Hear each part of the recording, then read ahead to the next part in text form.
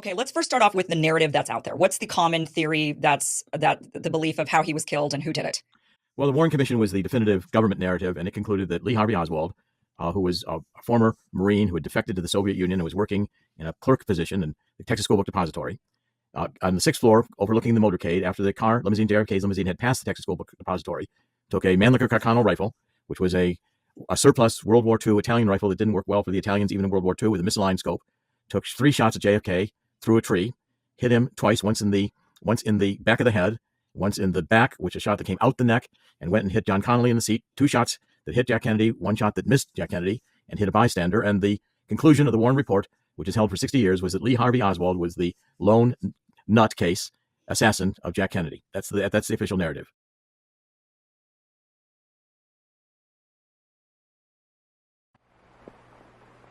From Washington, D.C., CBS News presents an address by John F. Kennedy, President of the United States. That I've decided in the last 24 hours to discuss briefly at this time the recent events in Cuba. While we could not be expected to hide our sympathies, we made it repeatedly clear that the armed forces of this country would not intervene in any way. Any unilateral American intervention, in the absence of an external attack upon ourselves or an ally, would have been contrary to our traditions and to our international obligations. I have therefore chosen this time and place to discuss a topic on which ignorance too often abounds, and the truth too rarely perceived. And that is the most important topic on earth, peace. What kind of a peace do I mean, and what kind of a peace do we seek? Not a Pax Americana, enforced on the world by American weapons of war. Not the peace of the grave, or the security of the slave. I am talking about genuine peace, the kind of peace that makes life on earth worth living, the kind that enables men and nations to grow and to hope and build a better life for their children. Not merely peace for Americans, but peace for all men and women. Not merely peace in our time, but peace in all time. I speak of peace, therefore, as the necessary, rational end of rational men. I realize the pursuit of peace is not as dramatic as the pursuit of war, and frequently the words of the pursuers fall on deaf ears, but we have no more urgent task. First, examine our attitude towards peace itself. Too many of us think it is impossible. Too many think it is unreal. But that is a dangerous, defeatist belief. It leads to the conclusion that war is inevitable, that mankind is doomed, that we are gripped by forces we cannot control. We need not accept that view. Our problems are man-made, therefore they can be solved by man, and man can be as big as he wants. No problem of human destiny is beyond human beings.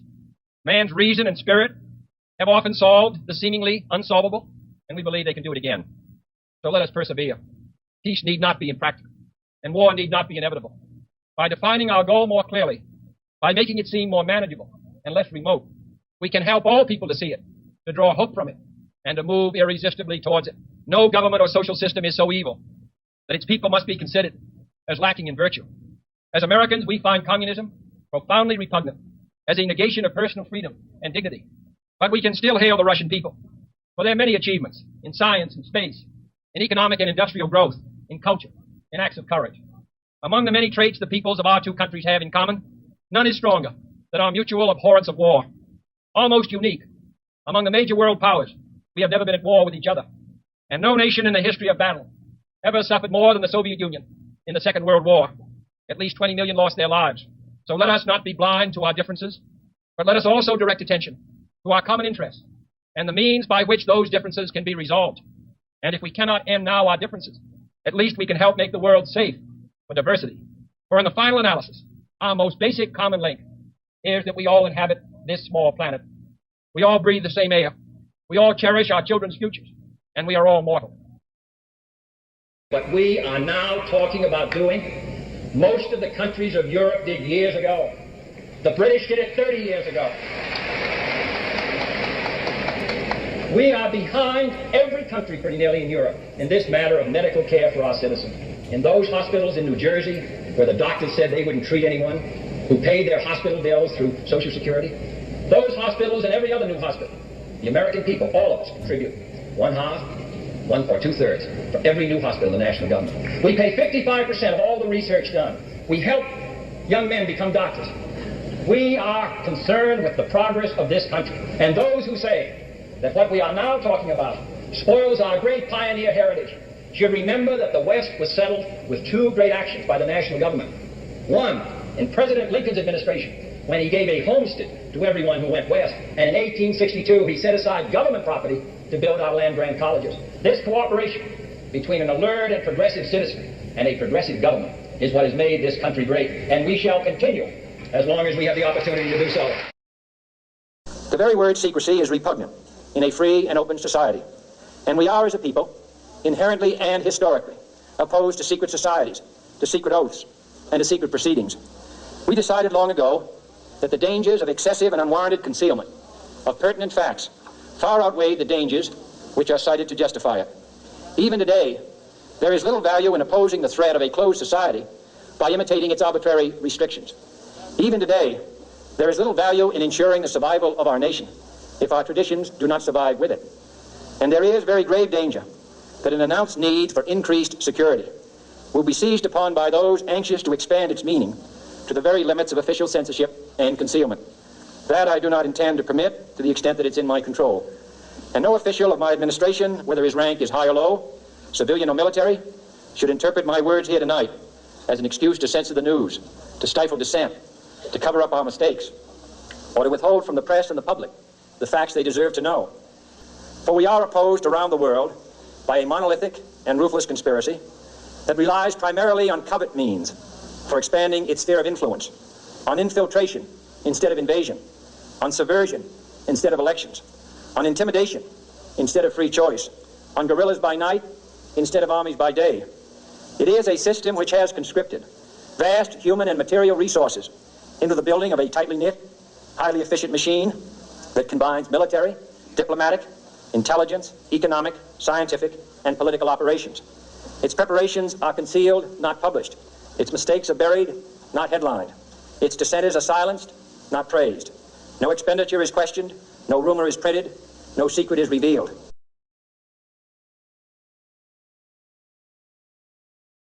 I'm going to ask you one question. I'm curious to know if you have any other kind of version of story to this. John F. Kennedy assassination. I've heard, I've interviewed 20 people on the topic of John F.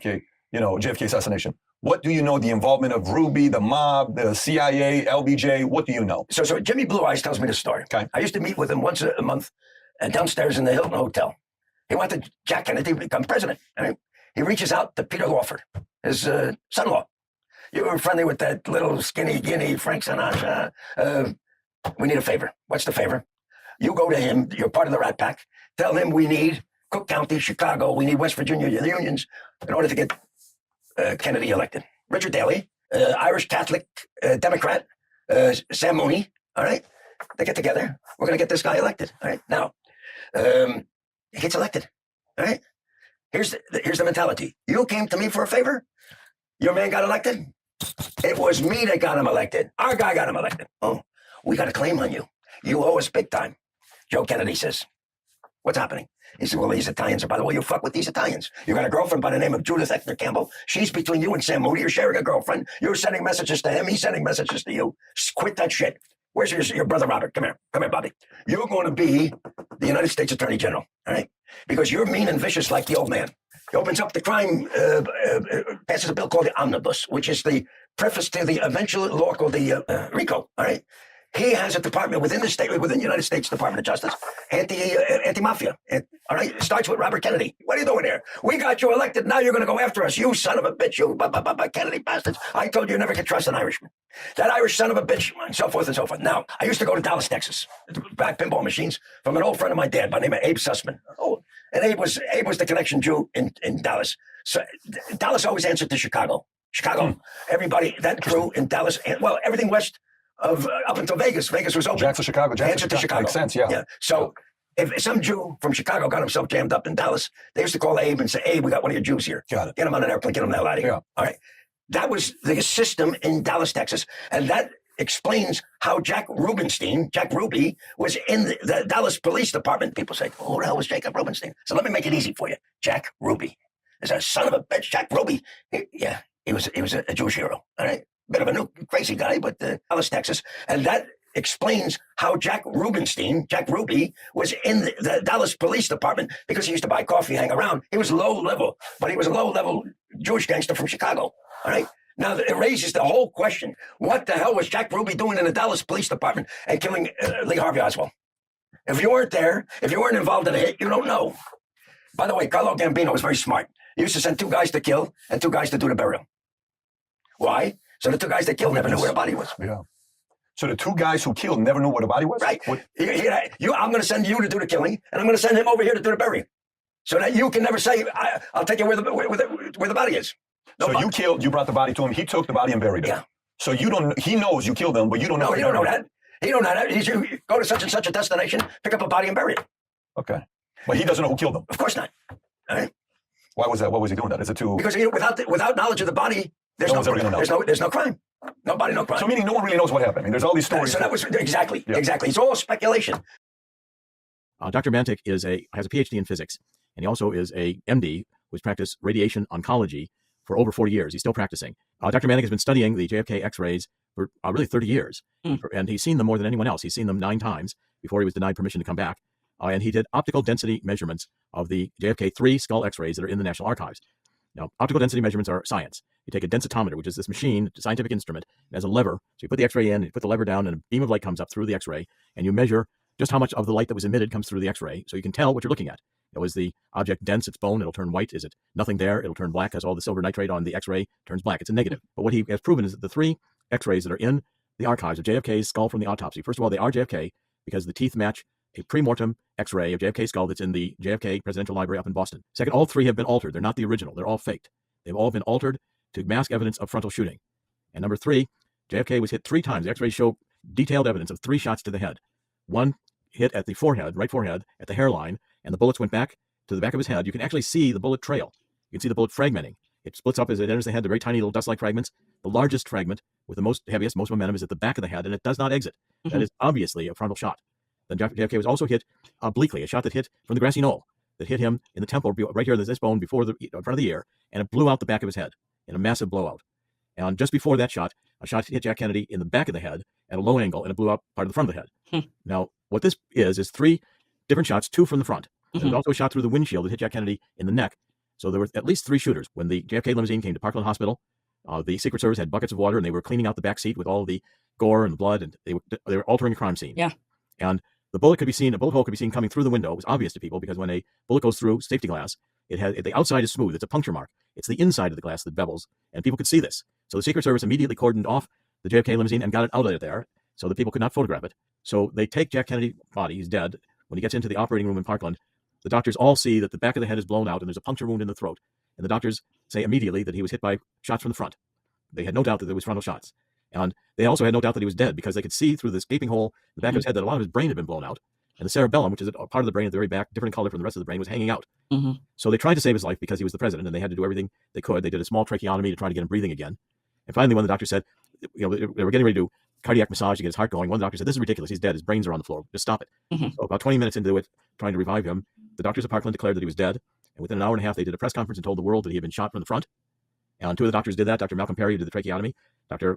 Kemp Clark accompanied him. And Malcolm Kildoff, who was the press secretary traveling with Kennedy, gave a press conference, and he put his hand to his forehead where the forehead bullet was, and he said, Jack Kennedy was killed. It was simple. He was killed by a shot to the head. That's where he was holding his finger. More new evidence has come from the National Archives in Washington, where under the new Freedom of Information Act, some hitherto secret transcripts of the Warren Commission have now come to light. And one of those transcripts shows a commission lawyer concerned about suppressing what he calls a dirty rumor, suggesting that Lee Harvey Oswald had had close contacts with the FBI. Another report says that top FBI officials deliberately destroyed a threatening letter Oswald sent to the FBI in Dallas about 10 days before the assassination. Also released this letter from J. Edgar Hoover, which reveals for the first time that Jack Ruby, who killed Oswald, was an FBI informer. All of which, says Mark Lane, is evidence of a cover-up of Watergate-style proportion. What would you call it? 20% of the evidence of the files about the assassination of John Kennedy today are locked away in the vaults of the FBI, the CIA, or in the National Archives. Over 60% of Americans believe that more than one person enacted the assassination of the president, with more than a few conspiracies pointing the finger towards Hoover and Johnson, a consequence of their differences in foreign and domestic policies. In 1956, Gamal Abdel Nasser nationalized the Suez Canal Company, prompting an invasion by Israel, France, and Britain. Over in Washington, D.C., a dinner party was being held at Walter Lippmann's house, attended by many of the Washington elite, including CIA Director Allen Dulles. The conversation turned to Nasser when one of the guests jokingly opined, "Allen, can't you find an assassin?" But Allen Dulles responded in all seriousness. While smoking his pipe, he replied, "Well, first you would need a fanatic, a man who'd be willing to kill himself if he were caught, and he couldn't be an outsider. It would be very difficult to find just the right man." What if I told you that Lee Harvey Oswald, the man charged with John F. Kennedy's murder, had no motive to kill him? George de Mohrenschildt, Oswald's dear friend and CIA handler, testified to the Warren Commission that Oswald was jealous of Kennedy's wealth, success, and his beautiful wife. But he later published a book in which he recanted all those damning statements that helped frame Oswald as the killer. Lee was not jealous. He was an admirer of President Kennedy. But one man in Washington had all the motivation in the world to kill Kennedy, and he had all the means to do so. It was the same man who orchestrated MK-Ultra, the CIA's mind control and psychological torture program, the same man who orchestrated coups in Guatemala and Iran, and the assassination of Patrice Lumumba. He'd also launched the Bay of Pigs invasion, which very well may have led him to conducting an assassination of another head of state on American soil. This is the story of Allen Dulles.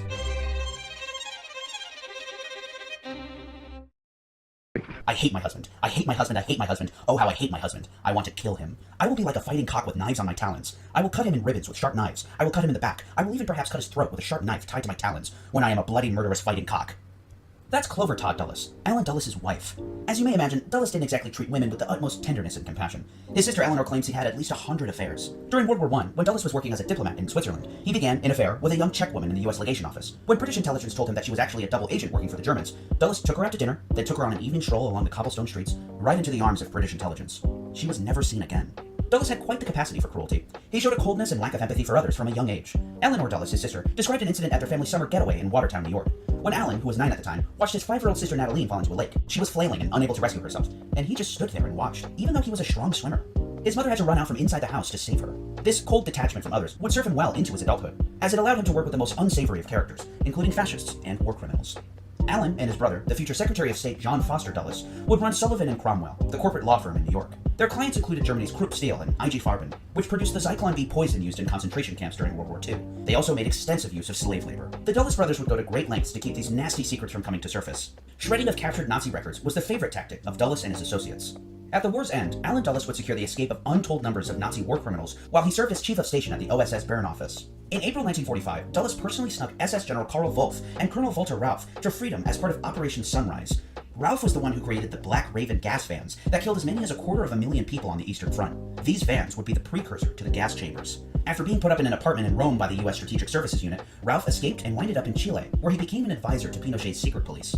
That apartment in Rome would hold numerous Nazi war criminals. There they were protected from army Nazi hunters. Back in Washington, Dulles helped create the State Department's Office of Policy Coordination, which would be headed by Frank Wisner. There they'd use millions of dollars in stolen Nazi loot to fund anti-communist operations, as well as skimming from the Marshall Plan Fund. They would employ Nazis and Nazi collaborators for propaganda and covert operations, numbering in the tens of thousands. The Dulles brothers leveraged their powerful corporate positions to insert themselves deep into Republican politics. They provided one of their own attorneys to run Dwight D. Eisenhower's presidential campaign, and apparently tapped Richard Nixon to be his running mate. Allen used his position at CIA to good use, digging up dirt on Democratic candidates, and funneling money through front groups to the Eisenhower-Nixon campaign. Allen and Foster earned Eisenhower's good graces, and they were generously rewarded. Foster would rule the diplomatic arm of the federal government at U.S. State, and Allen became the Director of Central Intelligence. That year was 1953. And Mohammad Mossadegh of Iran would nationalize the Anglo-Iranian Oil Company. What followed was the plot to overthrow him. After a crippling economic blockade, the CIA paid agents to create large angry mobs, which stormed the Prime Minister's residence. Rebel forces rolled 24 tanks alongside them, and fired an artillery shell into the residence. Mossadegh barely made it out alive by scaling a fence. Mohammad Reza Shah would take his place, and with the help of the CIA, they'd create a security apparatus that tortured thousands of people. The next year came the toppling of another government, this time in Central America. Before 1950, the United Fruit Company owned nearly every mile of railway in Guatemala, along with the entire telephone system, and the only port on the Atlantic coast. It was also the single largest landowner in the country. A new nationalist president named Jacobo Arbenz promised to repatriate some of this splendor with a bill that expropriated land that wasn't under cultivation. He also offered compensation for the loss, but Arbenz had gravely underestimated the wrath that would follow. CIA pilots rained bombs down on Guatemala City, and the president fled fearing for his life. The US had installed a colonel by the name of Carlos Castillo Armas, turning Guatemala from a democracy into a military dictatorship. In one of the most violent examples of US regime change, the CIA provided military officers with killing manuals, or more specifically, CIA handbooks on how to carry out political assassinations. They even provided a so-called disposal list of 58 targets to be liquidated. That list grew to more than 70,000 people, or 10% of the adult population of Guatemala. The violence and genocide of the native population that followed would kill hundreds of thousands. Meanwhile, another covert operation was taking place at home. The Cold War had ushered in a new kind of technological race, the race for control of the human brain. The CIA would utilize university professors, doctors, and scientists at dozens of institutions to study brainwashing and psychological coercion, or more accurately, psychological torture. Expanding on the previously named Operation Artichoke, the program would take on a new name, MK-Ultra. Subjects for this human experimentation were the most vulnerable, including prisoners at CIA black sites, who suffered drug-induced psychosis and even death. Others were found in the halls of hospitals and mental asylums. Without their consent, the sick and the mentally ill were fed mind-altering drugs, such as high doses of LSD and methamphetamine. They would be kept in solitary confinement for days or even weeks. With Eisenhower's second term coming to a close, the race was on to secure a seat in the new administration. He'd played both sides of the 1960 presidential campaign, feeding intelligence to Richard Nixon and Democratic candidate John F. Kennedy. Kennedy would of course win by a razor-thin margin, and to appease the Republicans still in the federal government, he'd keep two Republican bigwigs. J. Edgar Hoover would remain at FBI, and Allen Dulles would remain the Director of Central Intelligence. As usual, Allen Dulles' clever political maneuvering would pay off. Dulles would undermine Kennedy's foreign policy immediately. Actually, before he even got into office, Dulles was conspiring with the Belgians to overthrow the democratically elected government of the Democratic Republic of the Congo. Dulles' CIA would provide intelligence and material support to the military, particularly those loyal to future despot Joseph Mobutu. The newly elected post-colonial leader, Patrice Lumumba, would be put into quite an unlucky position, driven out of Kinshasa and running for his life. He'd be chased down with the help of the CIA and Belgian intelligence. Agency assets would savagely beat Lumumba and his family, even his one-year-old son. They'd then kill Lumumba in cold blood. Kennedy wouldn't find out for a month after the killing. You see, Kennedy's politics were too disparate from the old Republican Guard, who still had a strong hold on the Pentagon, the CIA, even the White House. And the establishment soon came to resent him, even hate him for it. In his post-Watergate book, titled The Ends of Power, Haldeman describes conversations with Nixon, his boss, which were all recorded in what are now known as the Watergate tapes. In these tapes, Nixon is heard covering his tracks and trying to keep his team of CIA conspirators from talking, including Howard Hunt, the ringleader of the Watergate burglars. Nixon is famously heard offering $1 million in cash to shut them up, but Nixon is very clear on keeping Howard Hunt quiet specifically, based on his long history with the CIA. Hunt had overseen the Guatemala coup and other covert operations, like the Bay of Pigs fiasco. Hunt will uncover a lot of things. You open that scab, there's a hell of a lot of things. This is going to open up that whole Bay of Pigs thing, and it's going to make the CIA look bad. It's going to make Hunt look bad, and it's likely to blow the whole Bay of Pigs thing, and we think it would be very unfortunate for the CIA and for the country at this time. Bob Haldeman would later clarify these remarks in his memoir. It seems that in all those references to the Bay of Pigs, he was actually referring to the Kennedy assassination. The Bay of Pigs invasion was launched on April 17, 1961. Over 1,400 CIA-trained Cuban exiles approached the island from the ocean, in what has since been called an extraordinarily disorganized and poorly planned operation. Most of the fighters would be killed or captured, but we now know that the plan was flawed from the beginning, on purpose. The military and CIA wanted to use the failed Bay of Pigs fiasco to usher in a full military invasion of Cuba. The chief of naval operations, Admiral Arleigh Burke, even took the liberty of going behind Kennedy's back to position naval destroyers with marine battalions off the shores of Cuba, anticipating that U.S. forces might be ordered into Cuba to salvage a botched invasion. They also hoped that Kennedy would assist the plan further with air support. Kennedy said no to all of it. Leaving the work of the CIA to speak for itself, the Bay of Pigs invasion was nothing but a monumental failure that fell right onto Allen Dulles' lap. After the failed invasion, Kennedy went on the attack. Rumors started spreading in the agency that the president was going to commence a reduction in force, codenamed the 701 program. Roughly 1 in 5 employees would end up being canned. And then there was the man at the top, Allen Dulles, who was forced into retirement. Allen Dulles had been crossed, and this wasn't a man that let anyone get away with that. Kennedy quickly became extraordinarily unpopular. No, hated by the top Republican brass at the Pentagon, the agency, and the White House. Daniel Ellsberg, who later became famous for leaking the Pentagon Papers, describes the atmosphere at the time. There was virtually a coup atmosphere in Pentagon circles. Not that I had the fear that there was about to be a coup. I just thought it was a mood of hatred and rage. The atmosphere was poisonous. Poisonous. It was 2003, and Howard Hunt, the agency man and Watergate conspirator, was essentially on his deathbed. He was 84, and his long-estranged son, St. John, wanted him to open up about his endeavors as a spy before he left this earth. St. John never believed his father's story of where he was on the day of Kennedy's death. Howard had testified to Congress that he was in Washington, but Dorothy, St. John's mother, contradicted that story and told him he was actually in Dallas. After prodding his father for the story for years and writing him a long, pleading letter, Howard finally obliged, and his son flew to South Florida to see him in what would be his last conversations with his father. Hunt explained to his son that in 1963, he had been invited to a clandestine meeting attended by numerous CIA agents connected to the anti-Castro movement. These included future Watergate burglar Frank Sturgis and CIA assassin David Morales. Morales was the chief of operations at the largest CIA station in Miami called JM Wave. They were all gathered to discuss an operation, but it quickly became clear to Hunt that this operation was the assassination of the president.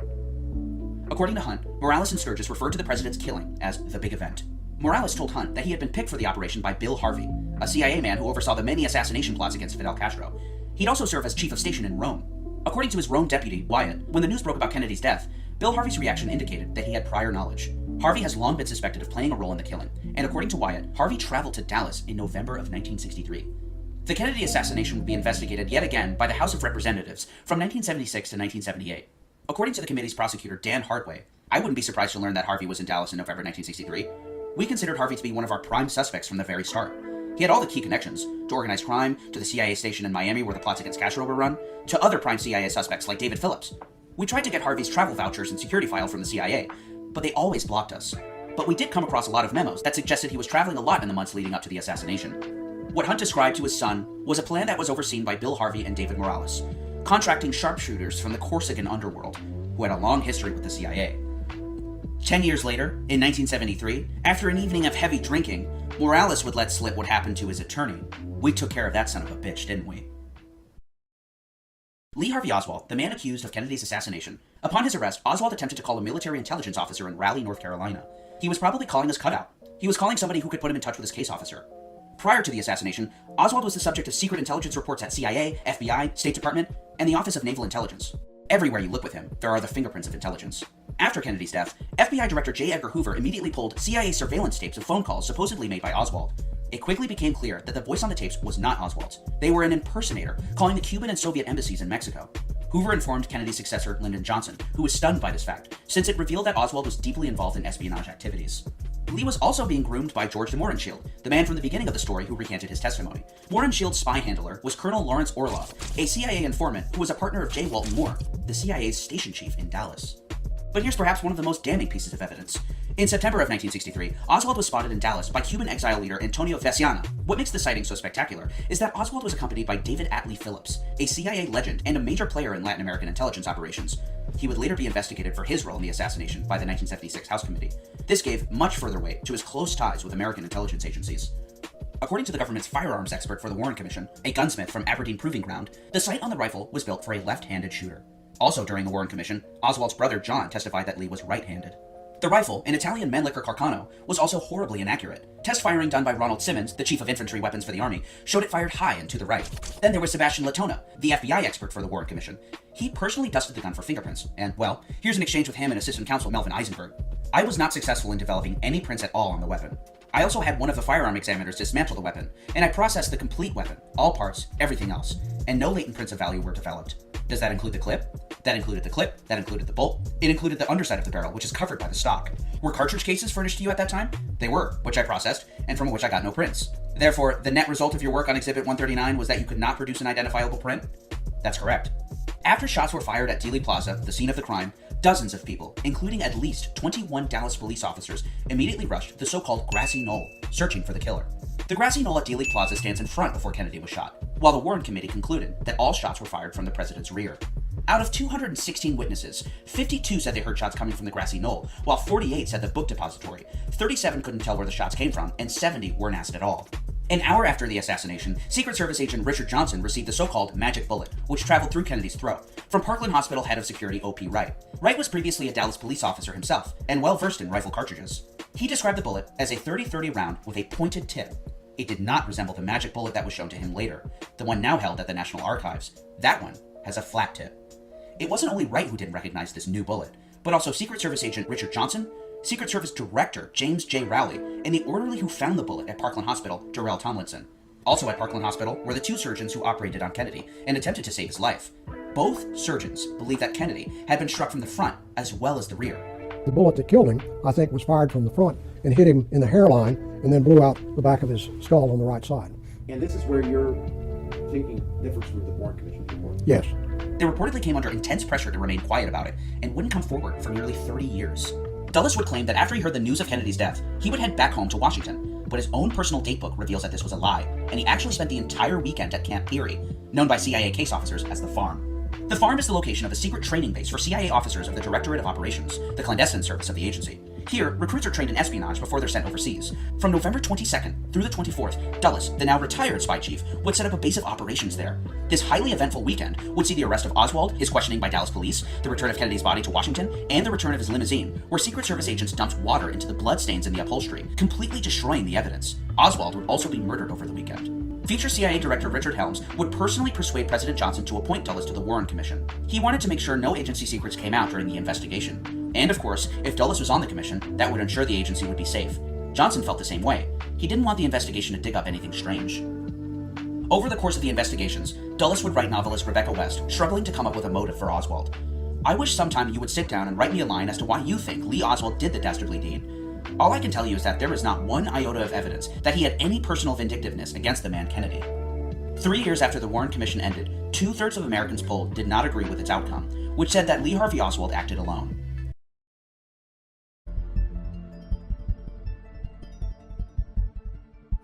If Oswald was just a patsy, as he claimed, the quest for the real culprits must logically begin by investigating the man who shot Oswald 2 days after his arrest in the Dallas police station, thus preventing a judgment that would have revealed the weakness of the accusation against Oswald. Oswald's assassin is known as Jack Ruby, but few people know that his real name was Jacob Leon Rubinstein, that he was the son of Jewish Polish immigrants, and that, to the Warren Commission, he had explained his presence in the police station as a Yiddish translator for Israeli reporters.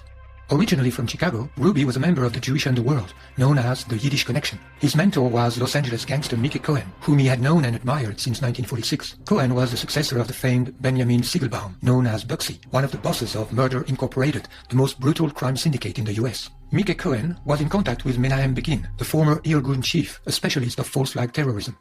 Cohen was infatuated with the Zionist cause, as he explained in his memoir, quote, "Now I got so engrossed with Israel that I actually pushed aside a lot of my activities and done nothing but what was involved with this Irgun war," end of quote. We also know that Ruby phoned Al Gruber, a Mickey Cohen associate, just after Oswald's arrest. Most probably, that is when he received an offer that he couldn't refuse, for reasons possibly linked to his heavy debt. Ruby died from a rapidly spreading cancer in 1967, so he wouldn't have been around for a new trial under Robert Kennedy's presidency. Yet his Irgun connections and some of his recorded statements were highly disturbing. Ruby's defense lawyer William Kunstler wrote in his memoir that Ruby told him he had killed Oswald, quote, "for the Jews," and Ruby's rabbi Hillel Silverman received the same confession when visiting Ruby in jail. Ruby is only an intermediary link in a conspiracy that begins with the ambush of Dallas, extends to the cover-up of the Warren Commission, and involves a pact of silence with the directions of the major media. At every level of the conspiracy, we find the fingerprints of the Israeli deep state. Let's begin with the Dallas ambush. JFK's trip to Dallas had no official character and was sponsored by a powerful business group known as the Dallas Citizens Council. Kennedy was on his way to the reception organized in his honor when he was shot.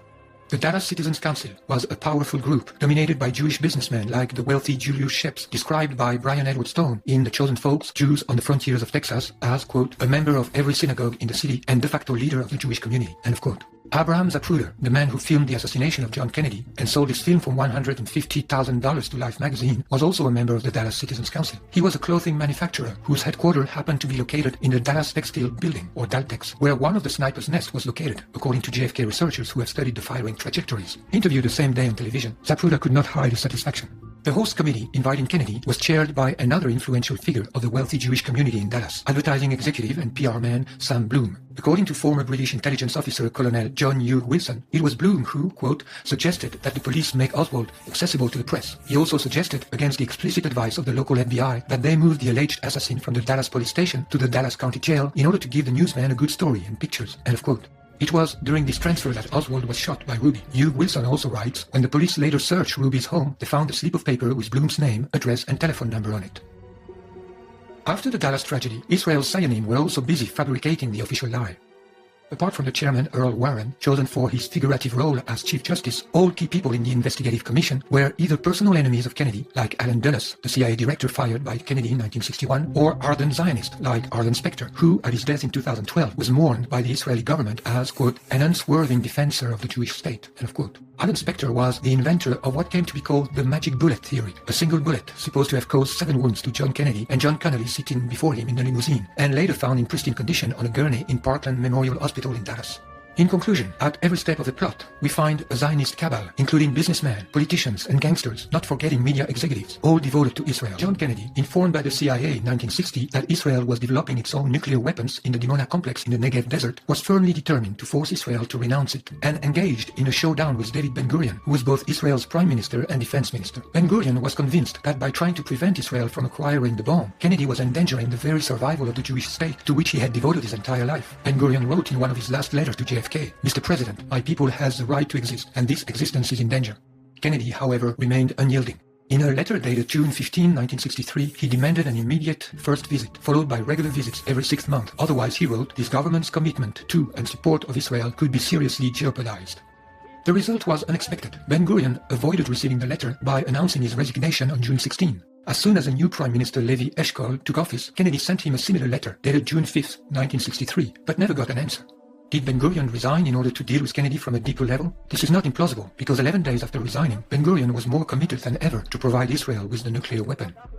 There's a very surprising series of letters between Kennedy and David Ben-Gurion, not only the premier of Israel, but the founder of Israel, in which they're very angry letters, in which Kennedy is saying to Ben-Gurion, I'm killing myself trying to get a nuclear test ban treaty. I've even got de Gaulle on board, and that's impossible. And you keep testing in Dimona. You've got to stop. And Ben-Gurion, thank you, in so many words says, it's easy for you to say sitting in Hyannisport. I'm sitting with the Arabs all around me, and you want me to give up nuclear testing. And Kennedy threatens him. And he threatens him in such a way that Ben-Gurion resigns. 5 months later, Kennedy's death relieved Israel of all pressure to stop its nuclear program and of all risk of publicity on this program. John McCone, the CIA director named by Kennedy to inform him about Israel's Dimona project, resigned in 1965, complaining about Johnson's complete lack of interest. According to historian Stephen Green, perhaps the most significant development of 1963 for the Israeli nuclear weapons program occurred on November 22. On a plane flying from Dallas to Washington, D.C., Lyndon Johnson was sworn in as the 36th President of the United States following the assassination of John F. Kennedy. Lyndon Johnson's White House saw no Dimona, heard no Dimona, and spoke no Dimona when the reactor went critical in early 1964. End of quote.